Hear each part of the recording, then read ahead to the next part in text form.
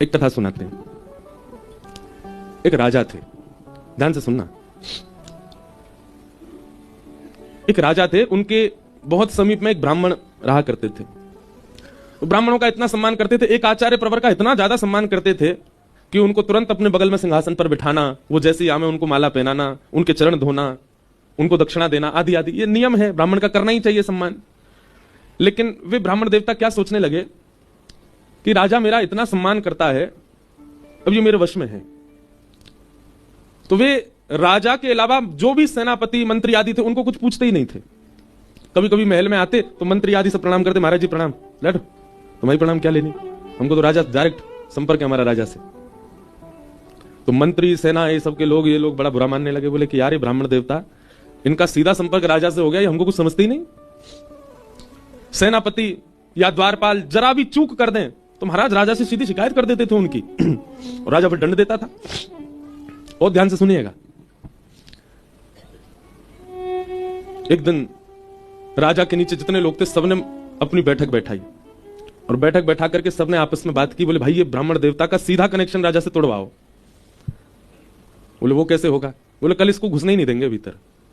दूसरों ने कहा वो राजा को बता देगा। बोले राजा को तब बता पाएगा जब मिलेगा, हम मिलने ही नहीं देंगे। भाई अकेले राजा से ही इसका प्रेम है, बाकी सबसे तो इसने 36 के आंकड़े बना रखे हैं, तो हम सब मिलने ही नहीं देंगे, तो राजा को पता कैसे चलेगी? और दूसरे दिन यही योजना बनी, द्वार पे रोक दिया उनको, मुझे राजा से मिलने दो। बोले नहीं मिल सकते आप। बोले देख लेना, तुम सबको सूली पे चढ़वा दूंगा। बोले तुम पे जितनी ताकत हो कर लो, हम तुमको मिलने नहीं देंगे। ब्राह्मण ने खूब प्रयास किया, उसको अंदर किसी ने नहीं जाने दिया। ब्राह्मण तो बाहर से चिल्लाने लगा, तो मंत्री आदियों ने उसका मुंह और बंद कर दिया, उसको कोने ले गए ताकि आवाज राजा तक नहीं पहुंचे। आज राजा प्रतीक्षा कर रहे थे, बोले हमारे गुरुजी नहीं आए आज। तो मंत्री आदियों ने कहा महाराज जी उस सुबह सुबह भोर में ही चले गए, आपको मिलने के लिए आए थे पर आप सो रहे थे, हमने आपको जगाने का प्रयास किया पर हमें लगा कि आप लेट सोए, इसलिए हमने उठाया नहीं। उनकी कथा है एक जगह, 7 दिन के लिए वो चले गए हैं। राजा बोला अरे गुरुजी आए, तुमने उठाया नहीं मुझको। बोले अब 7 दिन बाद आएंगे। चलो 7 दिन, अब गुरुजी के दर्शन तो नहीं होंगे, तो 7 दिनों की तो सबको पता चल गई, 7 दिन तक तो हम ना मिलने दें, राजा को पता नहीं चलने वाला। ब्राह्मण ने खूब प्रयास किए लेकिन किसी ने मिलने नहीं दिया।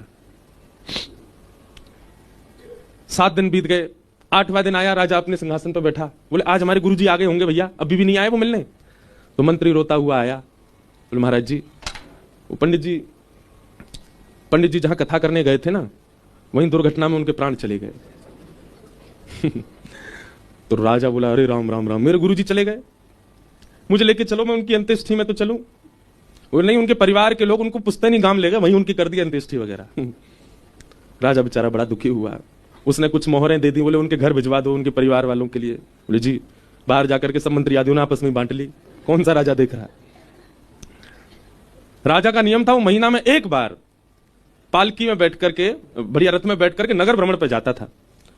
तो पंडित जी ने मन बना लिया था, बोले जिस दिन नगर भ्रमण पे जाएगा मैं उस दिन छुपके एक पेड़ पे बैठ जाऊंगा, और जैसे ही ये नीचे से इसकी सवारी निकलेगी ऊपर से कूद जाऊंगा, तो राजा से मेरा तब तो मिलना हो जाएगा, तो सामने आ जाऊंगा, फिर मंत्री आदि रोक ही नहीं पाएंगे मुझे।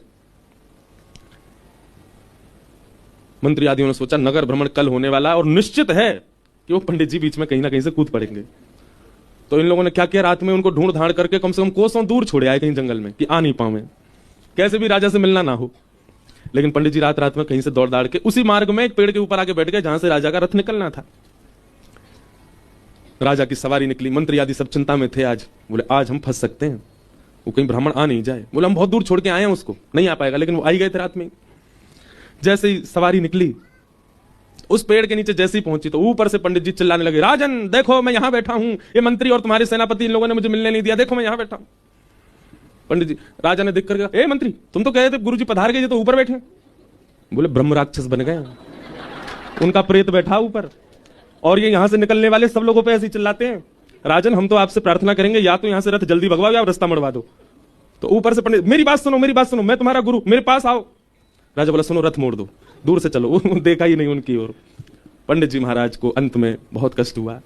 मंत्री आदियों ने सबने कहा हाँ जी, सीधी पहुंचती आपकी तो राजा तक, हमको तो हमारी राम राम भी नहीं लेते थे आप कभी। तो पंडित जी ने कहा भैया क्षमा करो, हमने तुम लोगों से प्रेम नहीं बनाया, केवल राजा से प्रेम बनाया। तो ये उन लोगों के लिए है जो केवल और केवल ठाकुर से प्रेम करें, जिनको रज से कोई मतलब नहीं। कितने लोग वृंदावन में आते, यमुना जी दर्शन तक नहीं करते, यमुना जी को प्रणाम तक नहीं करते, केवल बिहारी जी को देखनो, चाट बल्ला खाने निकल जानो।